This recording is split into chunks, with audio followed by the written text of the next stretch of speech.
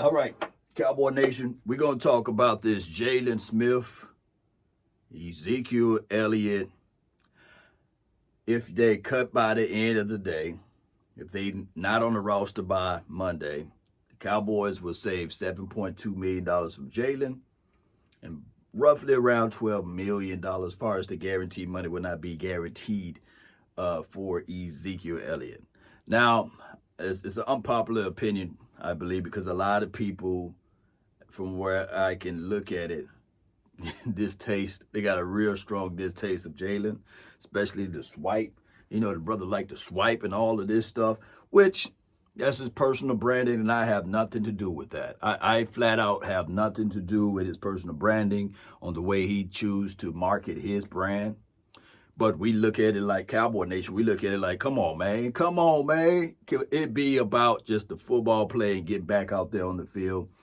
Nevertheless, I understand that last year was a horrible year for him. It was. And I know that we can look at the tackle total and be like, man, this guy's flying around to the ball. He's doing this and doing that.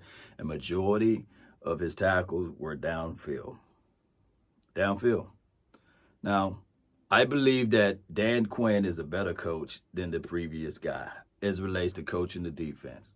I believe from the outside looking in, his first movement will be, how can I improve Jalen? How can I make Jalen be an impact on this team?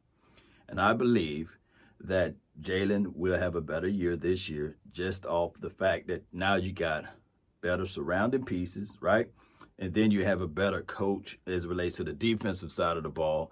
And it will not be all of this, are we a 3-4, are we a 4-3, are we a hybrid? What are we? The identity will be there. Give me a few seconds. Let me give it another. The identity will be there. The whole thought track of playing better with team ball and the hero ball stuff, I believe you erase that. You get rid of that.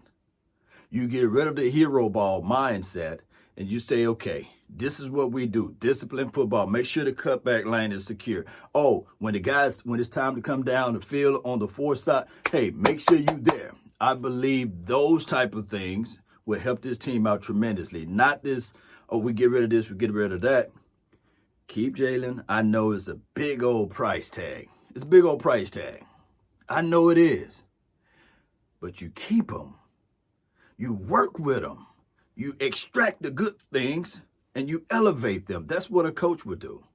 And I believe that's probably was one of the, normally when you have the interview and you have that type of thing going on, you say, hey, these are the things that I see and these are the things that I'm willing to work with or I'm able to do. Quite sure Quinn was looking at it like, man, you said that Jalen is the cornerstone of this defense. Let me show you how to really work them. Let me show you how to really put them in the right spaces, in the right places, you know? Let me teach him and coach him up a little bit. Yeah, just a little bit. I believe that the talent is still there. You don't get all of those tackles and being around, flying to the ball by mistake.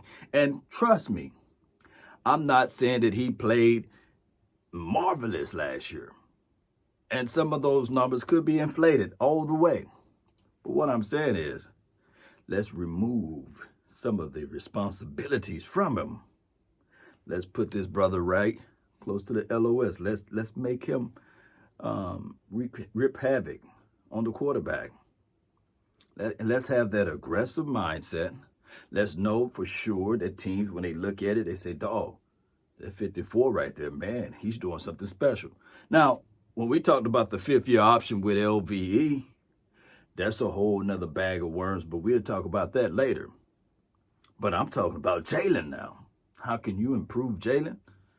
First and foremost, improve that front, baby. Improve the front four. Keep in mind of the scouting report that you have on Jalen. Keep in mind of that. Law, what is the scouting report? Well, it says even before he made it to the league, he had issues and troubles disengaging out in space as relates to when somebody gets to the second level and get a hold of them. How can you eliminate that? How can you eliminate some of those things? Oh, snap. You put a big boy down inside.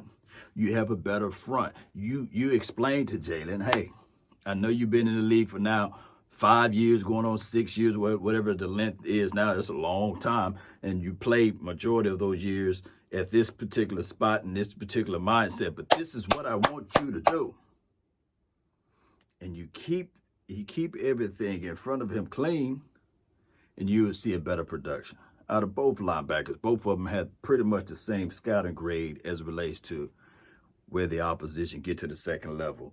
They both have issues disengaging. I'm talking about LVE and Jalen. So I want to keep those things clean. All right, so on the other part of it, Ezekiel, the main man, Elliot, the path of the righteous man is beset on all sides by the iniquities of the selfish and the tyranny of evil man, Ezekiel Elliott. Ezekiel Elijah Elliott. Here's the situation with him. I know that the second car always looked the best, right? Tony Pollard this, Tony Pollard that. Hey, maybe we can go grab this. Maybe we can go grab that. I feel what a lot of people are saying. And I'm not of the belief that Ezekiel Elliott is some trash out here. No. Here's the situation. As much as we point fingers at Ezekiel Elliott, and trust me, the burst, the get off, and all of that stuff is granted. But what proved to us last season that, hell, it is what it is.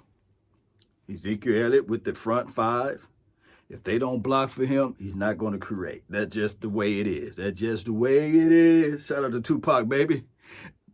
Also, in a pinch, if you're looking for an offensive coordinator to craft up and draw up plays, look for him to figure out things and make things possible for the running back. Not going to happen. Kellen Moore is not that crafty. Case in point, you pick up Ezekiel Elliott and you put him on, let's say, the 49ers. We wouldn't even be having this conversation, right? Let me know if I'm lying. I'm going to sit here for a minute. Let me know. Let me know if I'm lying. Because Ezekiel Elliott on a different team would be a whole different situation. But Ezekiel Elliott with Kellen Moore, it's just a struggle to draw up plays and craft up plays when you see how bland those plays really are. But I know when you look at Tony Pollard, his burst, his get off, his quickness, his cat-like quickness, his athleticism, the kid is spectacular. Where they should have the mindset is not just looking at Ezekiel Elliott, hey, you could get the majority of the bulk of the carry, but they should utilize Tony Pollard a little bit more within the system in conjunctions with Ezekiel Elliott. I don't know what Tony Pollard will look like in the 17-week scheduled season.